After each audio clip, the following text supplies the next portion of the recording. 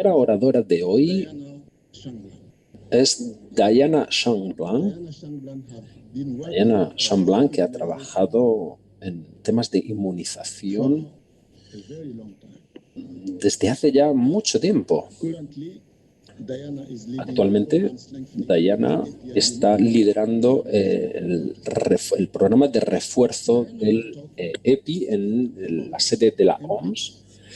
Después vamos a hablar del impacto del COVID en los servicios de inmunización y los principios rectores para las actividades de inmunización durante épocas de disrupciones graves. Diana, tienes la palabra. Thank you very much, Mr. Chair. Muchas gracias, señor presidente. And I'm just waiting to get control of the screen. Estoy esperando para poder tener control de la pantalla. Let's see if I can go. A ver si puedo iniciar. Sí, disculpas. Bueno, tal y como Sado ha dicho, voy a debatir el impacto del COVID-19 sobre los servicios de inmunización y algunos principios rectores para las actividades de inmunización durante disrupciones graves, porque hemos visto que algunos de los elementos que han producido estas disrupciones no son exclusivos de la situación del COVID-19, sino que han ocurrido en otros programas también de inmunización. Nosotros hemos tenido graves interrupciones en los servicios de inmunización debido al COVID. Por ejemplo, debido a las restricciones de transporte, a los problemas de interrupción del suministro, de la cadena de suministro, y también esto ha hecho que fuera más difícil llegar a las poblaciones de alto riesgo. Hubo dos encuestas que se realizaron y estos son los resultados de junio de 2020. 226 participantes. El 65% eran de África, y lo que pueden ver aquí en esta diapositiva es que si vemos las actividades de puesto fijo y las actividades de extensión, las interrupciones tienen un mayor efecto en las actividades de extensión. Y de manera universal ha habido interrupciones en todas las 6 regiones de la OMS, aunque algunas regiones como Europa y América han tenido más facilidad para estabilizarse y continuar los servicios y retomar los servicios de inmunización.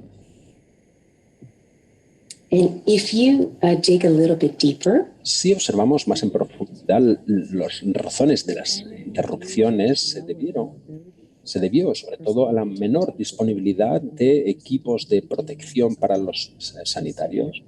Al principio había mucha preocupación sobre qué tipo de equipos de protección eran suficientes para los programas de inmunización. También la menor disponibilidad de los sanitarios, porque muchos habían sido transferidos a la respuesta al COVID, y los problemas de restricción del transporte debido al confinamiento. No hubo interrupciones en relación a temas de suministro, ¿no? En cuanto a la demanda, muchos de los usuarios están preocupados de los riesgos de exposición al COVID a la hora de presentarse a las instalaciones de inmunización, y también tuvieron problemas de transporte para llegar a dichas instalaciones. Y no era tanto un problema de falta de conocimiento, de certidumbre sobre cuándo era el mejor momento de ir a vacunarse, ¿no? Además de la encuesta sobre los servicios de inmunización, hubo otras sobre la continuidad de los centros sanitarios, sobre los servicios sanitarios primarios o esenciales. Hubo 125 participantes y se realizó entre mayo y agosto. Y aquí pueden ver que la encuesta también reafirma lo que habíamos hallado también en los servicios de inmunización. Y es que la inmunización rutinaria, el 65% habían sufrido interrupciones graves en los programas y que los servicios de inmunización en general se veían más interrumpidos para en tratamientos de otras enfermedades como malaria y que los servicios de extensión se habían visto más interrumpidos que los servicios rutinarios.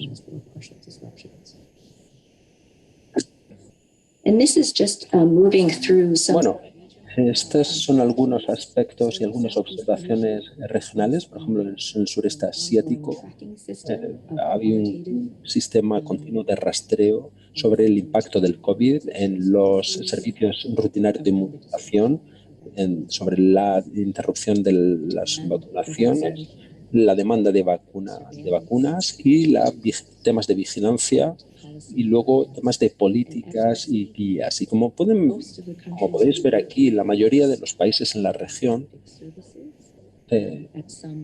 sufrieron interrupciones en los servicios fijos en algún momento, pero como pueden ver, la mayoría tienen un sistema robusto, porque estas interrupciones, a pesar de las interrupciones parciales, la mayoría de las actividades pudieron continuar tal y como se había planificado. En cuanto también de nuevo al sureste asiático, en cuanto a una evaluación cuantitativa, vemos que la inmunización en términos de cobertura aparecen aquí en estas gráficas. La línea azul se refiere al año 2019 y la naranja a 2020. Y vemos el mismo periodo de tiempo. Entonces, vemos los mismos periodos de tiempo. Lo que podemos ver son que algunos países sufrieron grandes,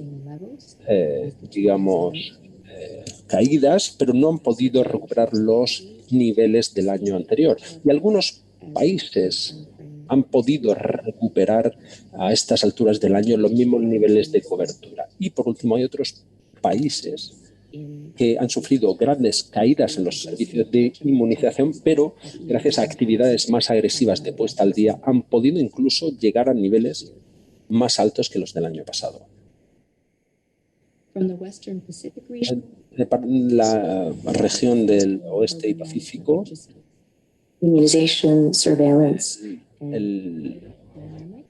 vemos que han sido testigos también problemas de suspensión de vacunaciones en campañas escolares o campañas masivas. En la región europea, por ejemplo, vemos una caída brusca en los informes de casos de sarampión y rubeola, después de implementarse las medidas de confinamiento. La línea marca el momento del tiempo en el que se estableció el confinamiento. Y esto refuerza lo que ya hemos dicho y lo que se ha observado a nivel mundial, la red de laboratorios de rubeola y sarampión. La mayoría de los laboratorios han sufrido interrupciones en su actividad, bien porque ha habido una menor actividad en campo o bien porque ha habido, escasez debido al problema de restricciones de transporte.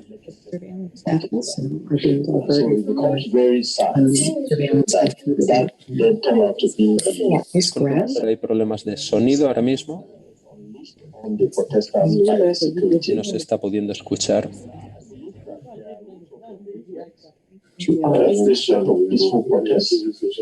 Parece ser que ha entrado entrando varias señales de sonido y ahora mismo no es posible traducir el contenido de la presentación de la doctora Diana Chang-Blanc.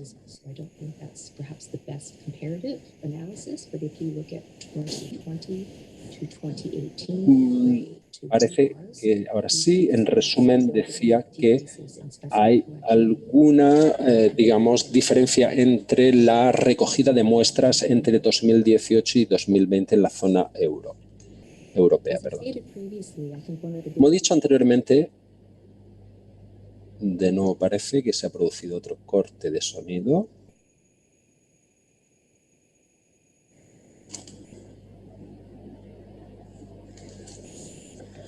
El vídeo con la presentación parece que se ha interrumpido. Así que estamos a la espera de que se restablezca para poder seguir ofreciéndoles la interpretación.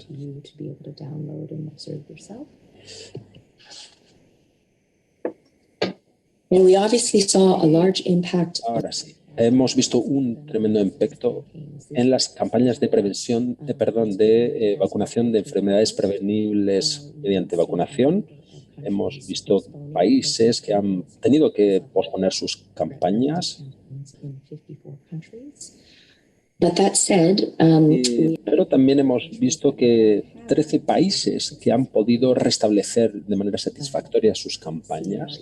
Por ejemplo, la República Centroafricana, Etiopía, Somalia, con campañas de sarampión, Nepal, bien con sarampión y rubéola, Angola con VPOV, Sudán con la campaña de actualización de VPI y Mali con las campañas con otras campañas. Así que es posible prepararse, restablecerlas con la suficiente preparación.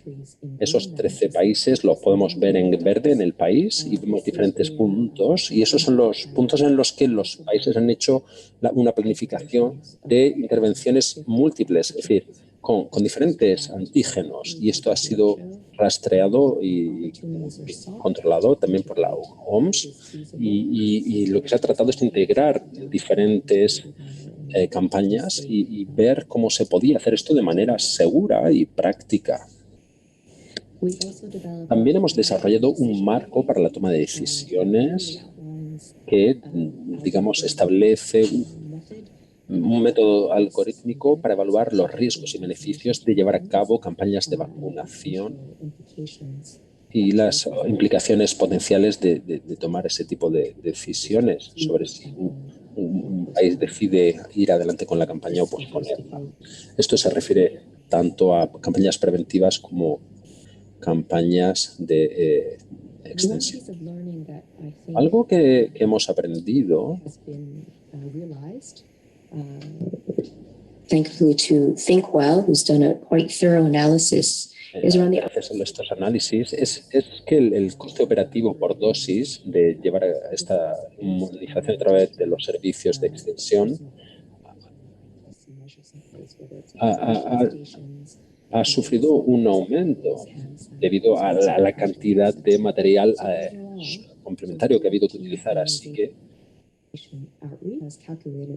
se ha calculado los gastos o el aumento en los gastos operativos, y esto va desde el 20 al 129% dependiendo de las campañas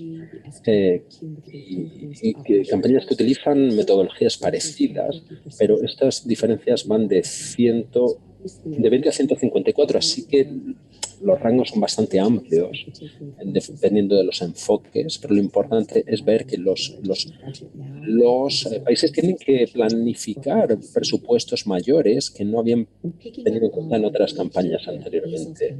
Pensando o retomando la campaña de sarampión en Etiopía, aquí vemos la situación pre-COVID y luego la situación post-COVID. Y en verde tenemos las casillas verdes en las que vemos las implicaciones de haber planificado esas campañas de manera diferente. Por ejemplo, las sesiones de formación por menores más pequeñas debido a las distancias, se tuvo que utilizar mascarillas, y productos higienizantes. Luego, en los equipos ha habido que reforzarlos con personal suplementario, por ejemplo, para llevar a cabo controles de temperatura que no se utilizaban en otro tipo de campañas. Y también ha habido que, pues, que poner más productos higienizantes o mascarillas. Y lo que vemos aquí es que al final las pre-COVID 3 times. días más. Es decir, que no se trata no solo a nivel de recursos económicos, sino a nivel de tiempo. También ha habido que hacer una replanificación para llevar a cabo estas campañas de manera segura. En cuanto a las guías de la OMS para mantener los servicios sanitarios de inmunización, vemos que es necesario planificar estas campañas lo antes posible y en cuanto a las guías para las estrategias de puesta al día, es importante no dejarse a nadie atrás y lo más importante de esta estrategia es no solo de poner en marcha estrategias de puesta al día tradicionales, sino que hay que asegurarnos de que hay políticas de vacunación de puesta al día que permitan que todos los componentes de este diagrama, o digamos de todo el organigrama, faciliten estas campañas. Y esto nos lleva también al marco de toma de decisiones y la vacunación en situaciones de emergencia humanitaria aguda y pensar que cada vacuna debe ser pensada en términos del contexto local y se deben pensar estrategias en base a las situaciones propias de cada lugar. Bien, os voy a dejar también toda esta información para que podáis acceder a ella. Y la semana pasada tuvimos nuestra reunión del grupo asesor expertos para evaluar cómo mantener los servicios rutinarios de inmunización y ver las estrategias que diferentes países habían utilizado para restablecer sus servicios. Por ejemplo, en las Américas, diferentes estrategias habían sido utilizadas. Por ejemplo, buscar lugares no tradicionales para llevar a cabo la inmunización, como las tiendas o los centros culturales, y se utilizaron, por ejemplo, las redes sociales para tratar de llegar a cuantas más personas posible. Y en África también hemos visto la importancia de continuar. De nuevo parece que hay otro fallo con el sonido.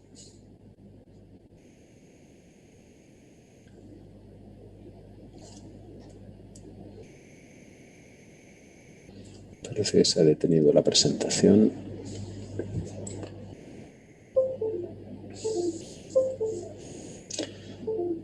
Bueno, voy a pasar a leerles la diapositiva.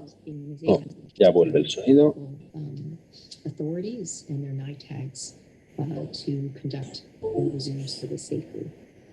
Hablaba de la importancia de establecer contactos con los gobiernos locales para poner en marcha de nuevo estos servicios de inmunización.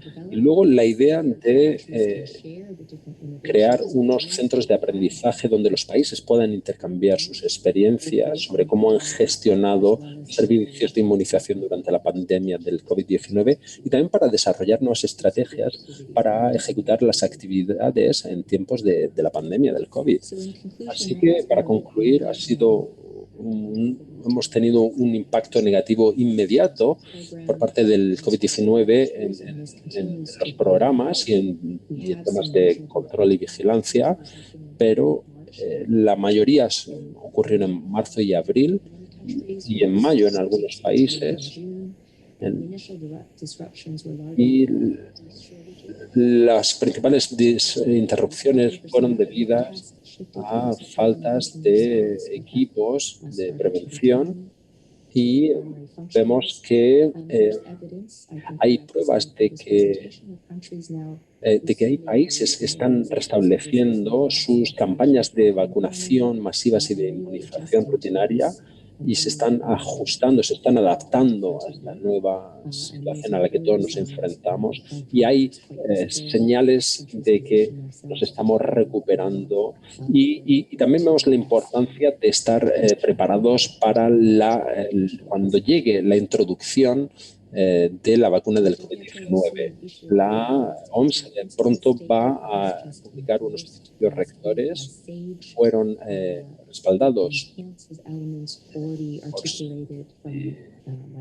sus Estados miembros y que destacan los puntos de los que yo he hablado en mi presentación, pero pone nuevo énfasis en que los documentos tengan un enfoque más amplio y no se centren solo en la pandemia del COVID-19, sino en potenciales crisis que pueda haber sobre los programas de inmunización. También pone énfasis en la necesidad de mayor flexibilidad y la evaluación continua en un contexto muy dinámico y también que esté, digamos, centrado en los principios de la Agenda de Inmunización 2030 y pone más énfasis en los trabajadores sanitarios, en protegerlos, en formarlos y también lo que trata de desalentar es la reasignación de trabajadores sanitarios y apartarlos de los servicios de inmunización. Y destacan la importancia de crear la confianza en el público y promover la crisis como una oportunidad para integrar y reforzar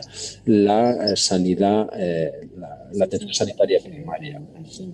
Así que, en conclusión, creo que todos sentimos que hubiéramos vivido 6 vidas en los últimos 6 meses. Y el objetivo de estos nuevos principios rectores y su revisión es generar un nuevo conocimiento y colocarnos en un buen lugar para cuando se presenten nuevos momentos de crisis que afecten a nuestros sistemas de inmunización. Así que, bueno, muchas gracias por su atención. Eso es todo. Bien, muchas gracias, Diana, por esta gran presentación sobre el impacto del COVID en los servicios de inmunización y las estrategias utilizadas para recuperar, mantener y reforzar los servicios de inmunización. Sí, muchas gracias. Bien, el segundo orador es Peter Okebukola, que trabaja con McKinsey, y Peter va a hablar de el amor en los tiempos del COVID, cómo la resiliencia puede salvar a los sistemas sanitarios a largo plazo. Peter, tienes la palabra. Muchas gracias por la oportunidad de estar hoy aquí y compartir mis pensamientos. Me gustaría hablar sobre mi perspectiva sobre un tema que he llamado el amor en el tiempo de COVID. ¿Cómo pueden las cadenas de suministro resilientes salvar los sistemas de salud a largo plazo? Muchísimas gracias por estar hoy con nosotros. Voy a empezar con un poco de inspiración de un premio Nobel. Esta es una cita de Gabriel García Márquez de su libro Amor en tiempo de cólera. Seguramente conocéis el libro. Y dice así: la humanidad, como los ejércitos en el campo, avanza a la velocidad de los más lentos. Y podríamos decir, los sistemas de salud, como los ejércitos en el campo, avanzan a la velocidad de la conexión más lenta. Podrían ser las cadenas de suministro. Es decir, el progreso que tengamos en nuestros sistemas de salud van a estar dependiendo también del progreso y la cadena de suministro. Así que me gustaría hacer unas reflexiones sobre este tema. Si pensamos del contexto en África, sobre todo dentro de la situación de la COVID, muchos desafíos tienen que ver con la debilidad de la cadena de suministro. Así que hoy, en esta presentación, me gustaría hablar de 3 temas. La primera es entender los sistemas de salud de África en el contexto de la COVID-19. Segundo, hablar de cómo las cadenas de suministro resilientes pueden salvar los sistemas de salud en África. Y tercero, compartir 3 ideas que creo que nuestros países pueden adoptar para construir cadenas de suministros resistentes. Vamos a comenzar. So obviously, I'm stating the obvious when I say that the COVID-19 Creo que es obvio cuando digo que la situación de COVID-19 fue muy dura a nivel global, pero sobre todo para los sistemas de salud de África, que ya eran débiles tradicionalmente. it is Y ahora es ver hacia dónde vamos. economies and health systems. Y también habrá un impacto negativo en las economías y en los sistemas de salud. Tenemos información sobre el grave impacto económico, pero también sobre el salud. Hemos visto pérdidas económicas 4 to -9% desde -9 a GDP, right? -4, -9, el impacto en el PIB en África y también a nivel global. Hemos visto pérdidas de empleo, un aumento de desempleo In Africa, y subempleo. from a health system standpoint, Desde el punto de vista de los sistemas de salud, between health crisis that that were present in Africa, las existentes crisis en África, del peso de las enfermedades, eso ya ponía una presión en el sistema de salud, both the communicable and non-communicable diseases, tanto para las enfermedades contagiosas y no contagiosas. the system Y esto realmente ha tenido un impacto muy grave en el sistema. struggles with a lot of Si pensamos que África ya tiene que luchar con muchas epidemias, tales como fiebre de Lassa, ébola, sarampión, fiebre amarilla, cólera, si lo combinamos, very, quote unquote horrible situations, podría llamarlo situaciones horribles con COVID, realmente podemos imaginar la presión que ejerce en los sistemas de salud. and for traditional healthcare services, La demanda para los servicios tradicionales de salud se han visto debilitados. COVID-19 disruption. Vamos a hablar un poco de And so we lo acontecido con el COVID ahora mismo. La infraestructura en África de los sistemas de salud have less than no tienen la financiación necesaria. Hay 5 países que tienen la declaración Abuya, por lo menos para tener un mínimo del porcentaje para su gasto en salud. 5% in many countries. Para muchos países es muy alto y el precio de la salud y pone también un peso muy grande en los hogares. África, por ejemplo, tiene el 20% de la población, pero solo el 3% tiene acceso a personal sanitario a nivel global. Eso sería como 1,7 médicos o enfermeras por cada 1.000 personas de la población, y eso es una brecha de un 60% comparado con los ODS, el umbral de ODS mínimos, y esto se ha visto empeorado Critical care capacity, por la situación complicada, critical care capacity for COVID-19. sobre todo para la capacidad limitada de cuidados críticos para el COVID-19. En el gráfico podemos observar que África tiene mucho menos personal sanitario y camas en la UCI comparado con el resto del mundo. South Africa, Sería también, por ejemplo, hablamos de África, Sudáfrica y África subsahariana, que está en la peor situación. situation is actually Mientras evoluciona la COVID-19, la situación empeora. And so, given that very dire situation, we are sharing Dada esta situación, estamos intentando compartir también un poco de esperanza. resilient supply chain Y esto es que una cadena de suministro resistente puede salvar los sistemas de salud. Y los valores de impulso para esto serían 3 cosas.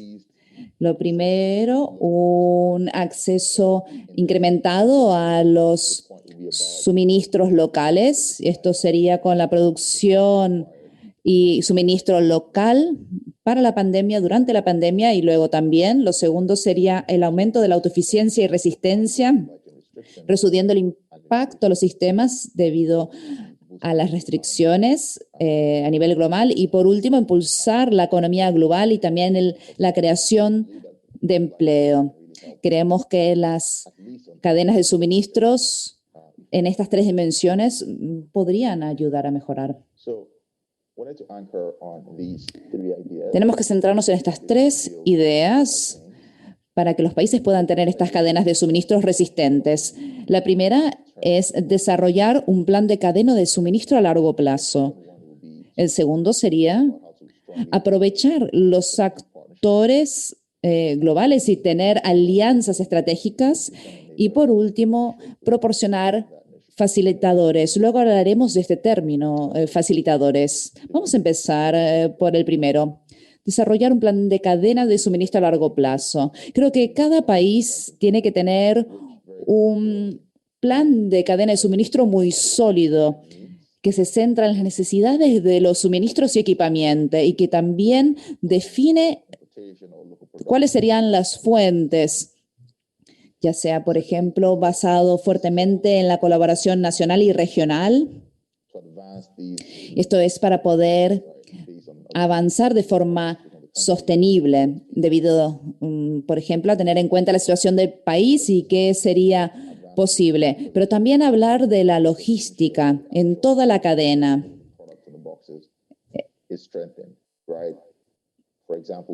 Por ejemplo, se podría mejorar incluyendo herramientas digitales para ayudar en el planeamiento y también en el desempeño de la cadena de suministro. También recomiendo que los países creen un centro neurálgico de la cadena de suministro nacional y esto les permitirá hacer estrategias y tomar decisiones. Esto es algo que no vemos comúnmente en muchos países, pero la experiencia a la respuesta a la pandemia ha creado varios centros neurálgicos y es una de las cosas más efectivas para poder fortalecer las cadenas de suministro.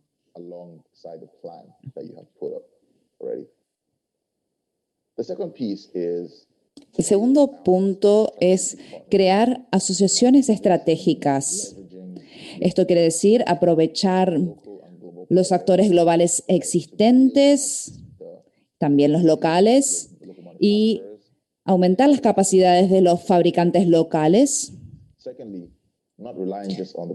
Segundo, no solo utilizar el sector público, sino el privado también, para que puedan traer las capacidades técnicas, la innovación.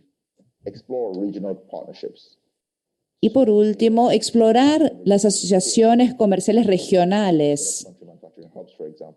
Por ejemplo, tener fabricantes, centros de fabricación local y poder tener políticas de comercio armonizadas. Y el tercer punto es proporcionar facilitadores. Esto, por ejemplo, hablaría de las habilidades. Se podrían crear programas de entrenamiento, no solo para, por ejemplo, la parte de fabricación, sino también la parte de rendimiento.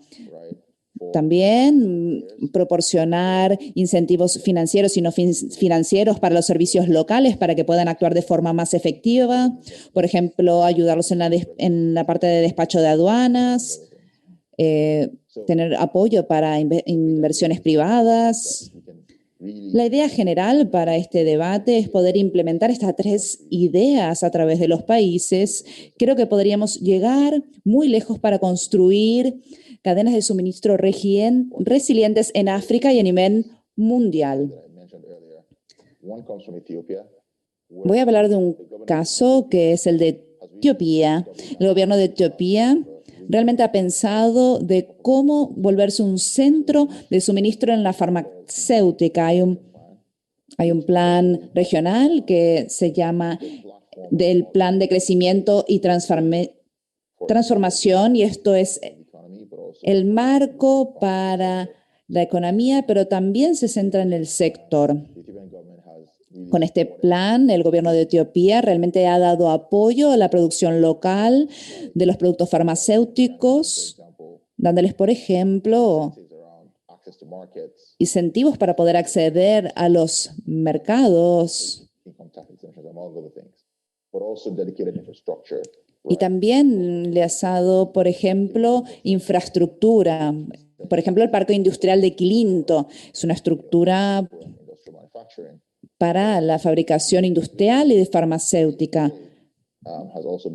El órgano regulador, la Administración de Alimentos y Medicamentos de Etiopía, también ha dado y ofrecido apoyo. Este país realmente ha visto la oportunidad de apoyar a los fabricantes nacionales. Esta es la primera idea que quería compartir con vosotros. Segundo caso es el caso de Nigeria. Y esto es cuando hablaba antes de las herramientas para apoyar la cadena de suministro, pero también los suministradores. Por ejemplo, el uso del sistema electrónico de gestión de información logística y ha ayudado a más de 30.000 centros, les ha ayudado a diseñar la cadena de suministro, también que los actores estén involucrados en el diseño y también traer las mejores soluciones en el lado operacional y del diseño. Y luego en la implementación del proceso. Asegurarse, por ejemplo, que aquellos que estaban en el campo, los expertos, estaban creando también la solución. Esto se ha hecho a lo largo de los 2 últimos años en Nigeria y ahora tiene información a lo largo de todos los estados y realmente esto ha permitido ahorro de costes gracias al sistema. Esto se está expandiendo no solo a los depósitos de datos locales, sino a las cadenas de suministro locales indígenas. Estos son ejemplos de 2 países que han puesto en acción estas ideas. Y me gustaría terminar esta charla hablando de 3 ideas que mencioné anteriormente, que serían, una vez, desarrollar un plan de cadena de suministro a largo plazo y tener los recursos indicados para poder hacerlo, sobre todo del centro neurálgico de la cadena de suministro local, también cómo crear asociaciones estratégicas y, por último, proporcionar facilitadores para darle apoyo a la cadena de suministro. Muchísimas gracias por estar hoy aquí con nosotros. Hoy quería compartir con vosotros lo que sucede con los sistemas de salud, sobre todo en la época de COVID, y también daros algunas ideas de cómo fortalecer las cadenas de suministro y, consecuentemente, los centros de salud a largo plazo. Muchas gracias, Peter. Ahora tendremos con nosotros a Sena Kwagwa. Sena es miembro de la Junta Directiva de Village Reach. Village Reach trabaja para transformar la prestación de servicios de salud. Esto es para mejorar la equidad y acceso a la atención primaria de salud. Hoy nos hablará de construir la resiliencia en un mundo que cambia rápidamente. Muchas gracias por estar hoy aquí con nosotros. Tienes la palabra. Jambo, Indinami.